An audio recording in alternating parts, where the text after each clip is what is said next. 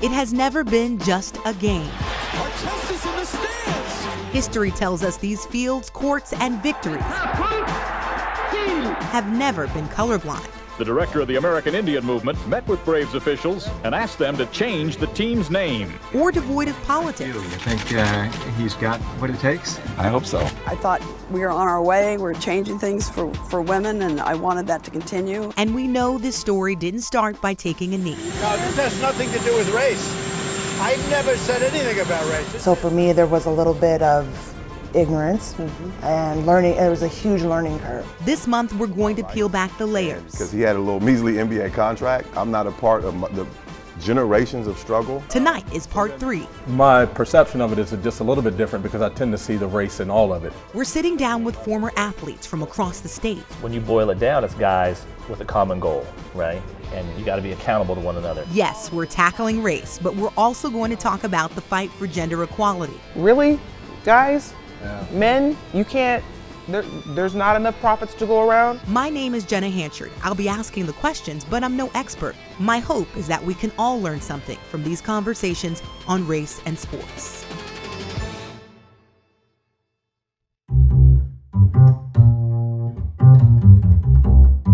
I saw the plates, I was like, wow, that's there's actual food coming. Is it gluten-free? What about a carrot? Oh yeah, I can have a carrot. That's not gluten. Is it gluten-free? No, we ain't got no free. Everything costs. No, we don't have any glue either, so. Is there extra pressure, you think, for athletes of color that, you know, if you made it, you should just kind of shut up and play and you shouldn't complain? People have this, I think, around sports, it's like you ascend to a certain level, right? And then it's like, oh, everything is good. You know, we got 70,000 people cheering for you or booing you or whatever. Like everything else before that is, you know, and then everything after should be a certain way too. Like, and it's not that way at all. And I've had people tell me, oh, that, like, what do you know about that? Like, your dad played in the NBA. I'm like, okay, my dad played in the NBA. I'm sitting in the living room with my mother that went to jail at 13 years old for my rights. And because he had a little measly NBA contract, I'm not a part of the generations of struggle that my family has been through. But that's an attitude that's like, oh, you made $1 million, like you've arrived, and the PTSD and all of the things that happen from the traumatic situations in your community and oftentimes at hands of the United States government, that's gone because you got an NFL contract. I always felt like anytime I walked into a room, I wanted to be the smartest person in the room.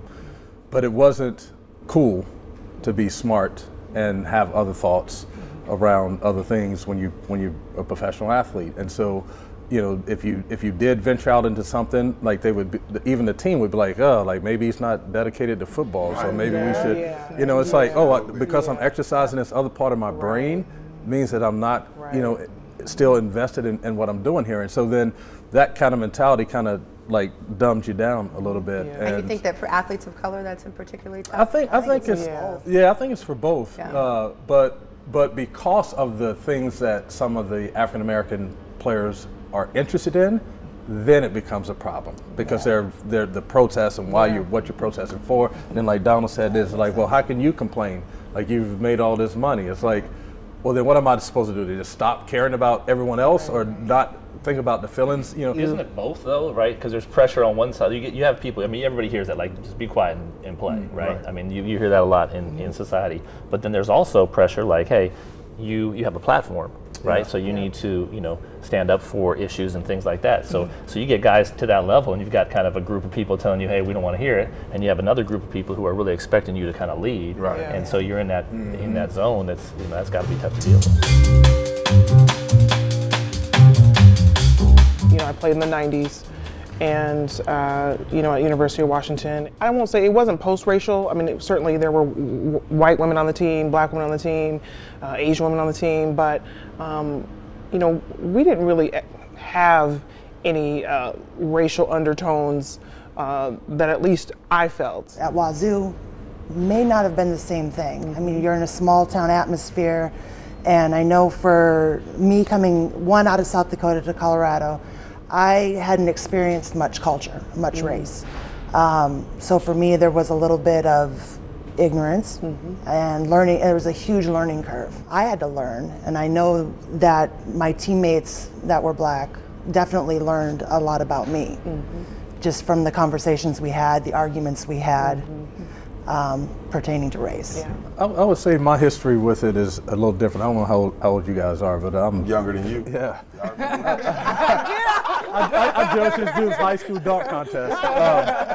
But you know, I grew up in North Carolina, up in the mountains, and our school was the only, if you want to call it, city school in the area. So we had probably about 30% of our school was African American or people of color. I've gone into stadiums, you know, as a basketball player, and we go in the locker room and they have dudes hanging from nooses, or like, you know, we beat them and there's a sign in the thing that says go home, you know, and so then you have to get on the bus.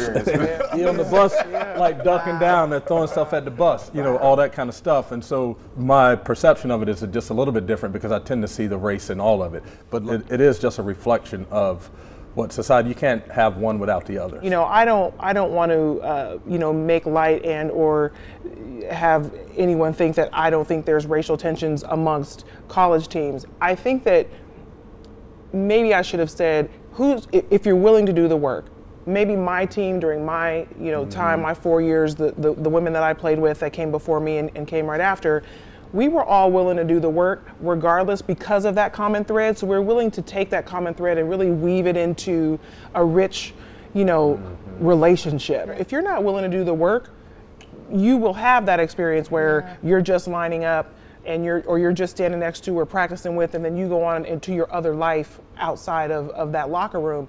But I feel like hopefully people are really willing to do the work. I mean, what because did that look like, I guess, in your experience for the people that were willing to do the work? How did you all break down those barriers of bias and racism? I mean, I think, you know, I can remember there was a teammate of mine who we are good friends now. Our kids play against each other. She is not a person of color, and she, you know, said something that was offensive. It just came out of her mouth one day. We were stretching in practice, and she just said it. What'd she say? Well, I won't say because then she'll know, and then, you know, everybody will know. But she gonna know. You know, she already know. You know, she made a comment about the odor that would come from just the black girls on the team, and we were stretching and. Boy, I mean, it was like the scratch the record, and everybody saying it. Like, wait, what? What'd you say? You know, and at that moment, there were, you know, women of color who were clearly offended. I was one of them. There were, you know, white women who were offended. Like, hey, what are you doing? What are you talking about? And we could have at that moment just said, hey, we're good. You know, it took us to both say, I'm not going to cut you out. I'm not going to shut off and just say that's what I think, and we're not going to ostracize her, because really the numbers don't, for a basketball team, the numbers don't support that. Right. You know, you're really only as strong as the weakest link on your team. We all have done and said dumb stuff. Ooh. Yes. But when you do and say dumb stuff in an intimate environment, you can work beyond that. You sure can. Right? Now you do something dumb, somebody catches it on camera, and you will never live it down. Yeah, it's over. And but it's how we grow. You know what I mean? Like, it's how we grow. If she was in the locker room and she said something like that, and the teammate was filming it, and they posted it, she would have had to move out to UW, out the city. Right. You know what I mean? And it's like that's unfortunate for our kids. Yeah. You know, it's an unfortunate part because you like, I've done dumb stuff. Well, and I've had the opportunity to grow. There's no buffer, right? You had to call, you had to pick up the phone. It took 3 hours at least for it to get outside of, you know, now, it's viral. It creates a situation where you have a reason to give somebody the benefit of the doubt. You know what I mean? Like, it gives you a purpose, right? It's like, where this guy might say something to me, and if I didn't know him, like, we would have a real issue right now. But we got to go out here and try to get a win. You know what I mean? So we gonna like, hold up, bro. Let's figure this one out. You know what I mean? Like, so we can go do what we have to do. And if in society, if we could take that part from sports, right? If we could take that, like, we have a common goal in humanity to, you know, do. So like, let's let's not let this stop us. And then from that, from exposure, from time, you end up growing to love. When you're on a team, like I don't have no teammates that I prefer over any other teammates because of their background. Like it's just like the kind of person you are that I get down with, or it's the kind of person that you aren't. But we still can get like, you're still my teammate, right? The power of a sport, though, right? You take a Super Bowl championship, right? There's not too many guys. I don't know if there's been a guy who's going to say, you know what, I'm walking away from this team, walking away from opportunity to win this championship because I don't like this guy, right? That goal supersedes your bias. Right. Yeah. So you're forced to stay in that situation and work through some of that. Right. And whatever the goal may be, it may be a state championship, it may be just different things. So that's the thing that doesn't exist in society. A lot of times we don't have that goal that's going to keep us there to get to know people. Right. And as a result, you grow as a person. But do you think that actually changes the person, or does it help them win the championship? See, that's what I was going to say. Like, you tend to compartmentalize it, right? Yeah. Because that's a safety, that's a place of where you can be safe. The locker room gives you that kind of safe space to kind of exercise some things out. Yeah. But it doesn't always go from the locker room to the home. You know what I'm saying? So you can have one way that you're operating in the locker room, and then it's a total code switch when you get out. When I walk into a football locker room, like usually it's separated by position, but it's also separated by race too.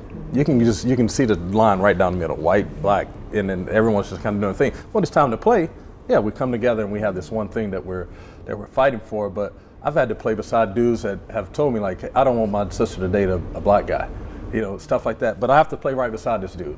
If sport is going to impact a person in a way that it totally changes them, then they have to also do a lot of work around their perceptions of things outside of sports. For sure. Right. I mean, I guess to your point, it kind of takes work, right? I mean, you were saying you had to put in work to kind of shed some of your biases and build it. What was that like for you? I have a grandfather from the South, so he had his biases. I have my family in South Dakota, they have their biases, and that's what built me.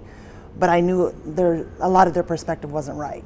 And so I had to learn and build my own. Yeah. And with sports, I had so many people surrounding me that were different and that were confident in who they were, and because of their sport and because of what their upbringing was. Yeah. And so I was able to teach me to learn to respect that. I did want to talk about just some of the disparities, the gender disparities within sports. And I know, especially for women's basketball, y'all aren't paid the same amount. I see your face. Can we talk about some of those? What does some of those look like? When you look at the revenue from the NBA and you think, okay, as a woman, you're looking for equality. We're out practicing, doing the same thing. We're out practicing, working hard, lifting weights, doing the same thing that the men are doing. You're gonna say more. More. Exactly. The girls I train work harder than my boys for sure. They're going overseas to play in the 12 months a year. coming back. I mean, I played for 3 months, and then in order to keep yourself in shape, you go overseas, and you want to make more money. Here, I was making the league minimum, which was $26,632 or something like that. And I'm 45 years old, so this was 20 years ago, almost 20 years ago.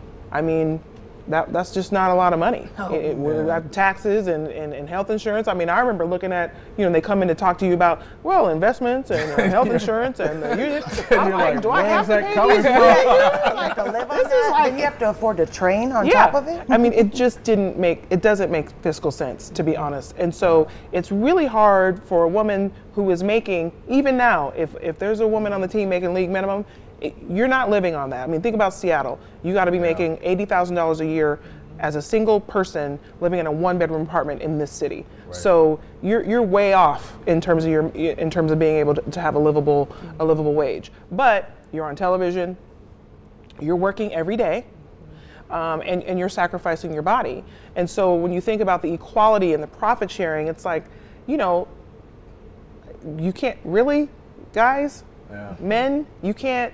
There's not enough profits to go around to trickle some, down to the women's leagues. I mean, there's just so many concessions that as women we're already walking into, we're already giving that the salary piece, not to have caught up to, you know, I mean, Breonna Stewart was the MVP of the WNBA, and I think she got paid less than $100,000 or just over. There was an article in the paper about how little she was paid, and this woman is as good a basketball player as I've ever seen. Yeah.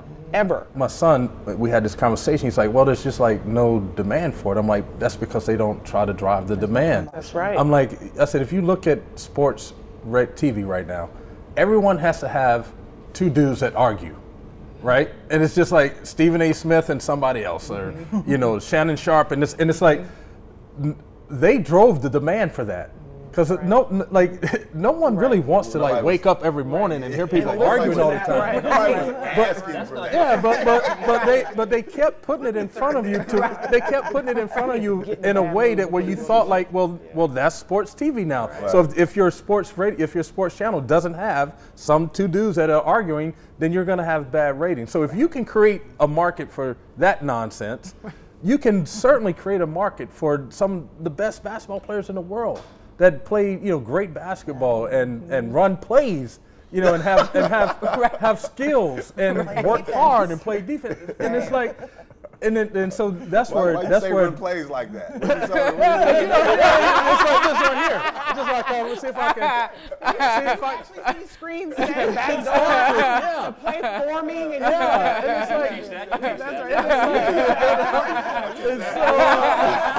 the ratings are bad for the WNBA because they have us on TNT or BET or some off channel for the most part at 1 in the afternoon when people are working, or on Sunday at a time that, you know, it's not convenient for people to watch it. And, you know, this year, for instance, the women's playoffs, the WNBA playoffs, was some of the best basketball I have literally ever watched. Couple that with the exciting finish for the women's Final Four. I mean, just some of the best women's basketball I literally have ever seen. He's like, you just seen Sue went rolling on. So he was like, I was like, yo, what's going on? Like,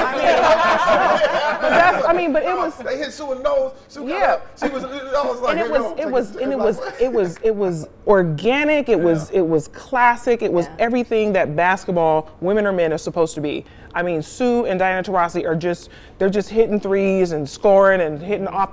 I mean, it was just some of the most exciting basketball I have ever seen. You wouldn't have known that if you weren't a basketball player or have followed women's basketball. You wouldn't have known it. They just didn't cover it. And even locally, it wasn't really covered very well at all. When they were playing. And it was the place to be. I remember, you know, during the finals, everybody was like, I'm going to the game. You going to the game? Could you get tickets to the game? I mean, it was super exciting. But to your point, the media is just not publicizing it, and they're not pushing it the way they're pushing Worldwide Series of Poker. And maybe it's a brain sport. I mean, I'm just trying to figure out like. All right, we're gonna wrap up. Any final thoughts you guys have? About race, sports, gender? For me, it's cool to be here, to be in this conversation. Thank you for inviting me. I didn't know I would see friends when I got here. I didn't know who was on the roster. It's really cool that, you know, we've talked about getting together and talking about things for a while. So thanks for bringing us together. Thanks for doing this for the community. I think it's still a work in progress, and hopefully the next generation of athletes coming, you know, behind us are thinking that the work is worth being done. It's important for the work to be done. And this is something that I've been wanting to do for a long time, is to have these types of conversations: sports, race, culture, gender, you know, the whole thing. And so I really appreciate being invited and being a part of it. Y'all want a little more food? You got 3 kids at home. Yeah.